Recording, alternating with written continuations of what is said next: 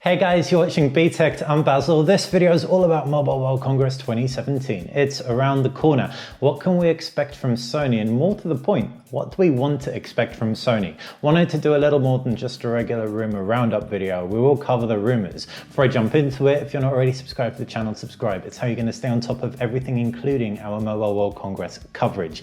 Subscribe button's down below. Now let's get to it. Sony. So last year they released the Xperia XA and the Xperia X. These two are mid-rangers. This year at MWC, it does look like they're gonna update these two with Helio P20 processor devices from MediaTek. Looks like that is gonna be the Keyaki and the Hinoki. The Keyaki looks like it's gonna be the successor to the X with a 5.2-inch Full HD display, 4 GB of RAM, and again a 23 megapixel camera. Whereas the Hinoki will be the XA successor with a 720p 5-inch display.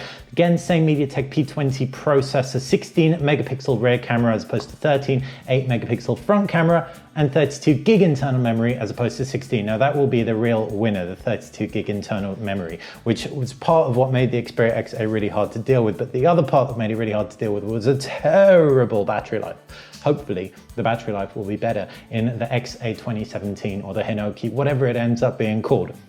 There are a couple of other devices floating around the interwebs from Sony, the Yoshino and the Blank Bright. The Yoshino looks like it's set to be the flagship, and last year we didn't see a flagship from Sony, so I doubt we will this year since they just announced the Xperia XZ at IFA 2016. So the Yoshino, which is a flagship, looks set to have a 4K display. Now it's a Snapdragon 835 device with a new Sony IMX400 sensor. We don't know too much more about it than that, but in my opinion, that's quite a bit off. And the Blank Bright looks set to be a Snapdragon 653 device or an 835 device, Quad HD display at 5.5 inches. So maybe like the X Performance or something like that. I don't know, but one thing is pretty certain that the X and the XA are going to get updates this year.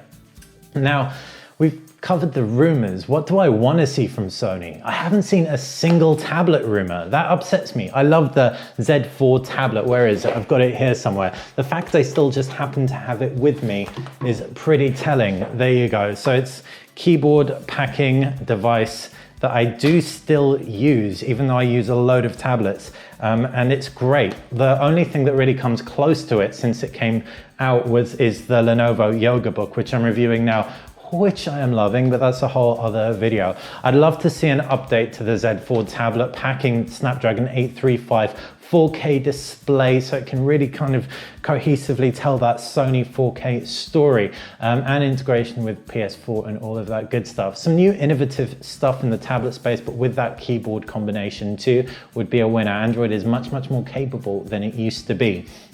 In addition, a few things that I would love. Sony, you would be so okay with me if you ditch the big megapixels on the mid-range phones.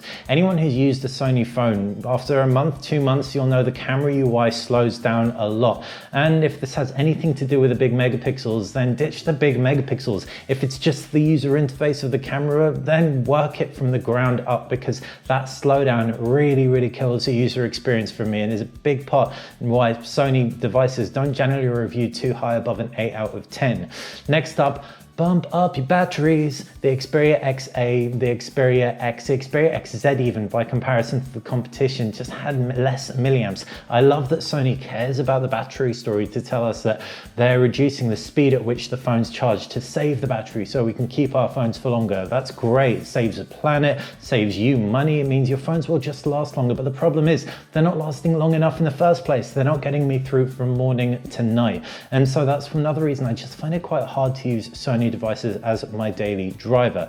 More milliamps and more storage. And so it looks like with the mid-rangers, I'll get at least 32 gigabytes of storage each. And for a mid-ranger, that's totally fair. But for a flagship, I really would expect 64 gig nowadays. So the Xperia XZ, while it was a really great phone, especially after the Nougat update, it really failed when it came to that storage, because I filled it up in no time. 4K video as well is great, but it takes up a huge amount. Next, If you're going to do a single speaker, go the Motorola route and put that single speaker at the front. I don't mind too much whether it's a stereo or a mono front firing speaker. What makes a difference for me is the fact that it is a front firing speaker, because as someone who games a lot, I cover up my speakers when they're at the bottom all the time. That said, Sony's also doing a lot of stuff very, very well. Their Nougat update rolled out so quickly, and having the ability to update it on the Xperia X in a kind of beta early adopter way was amazing. So I really want Sony to keep doing that. The software, the UI itself is, aside from the camera, really stable. And of course, their phones always pack awesome design, whether it's a mid-ranger with its bezel-less kind of look and feel, right through to its Xperia XZ flagship with its like metallic look and really just great in-hand experience. So yeah, Sony MWC, I want you to knock my socks off. What do you guys want to see from Sony this MWC? Let us know in the comments section below. If you agree or disagree with anything that I've said, again, let me know. And if you like this channel, like me, like everything about us, click that like and subscribe button. It's how you'll stay on top of everything we do. Thanks for watching BTech.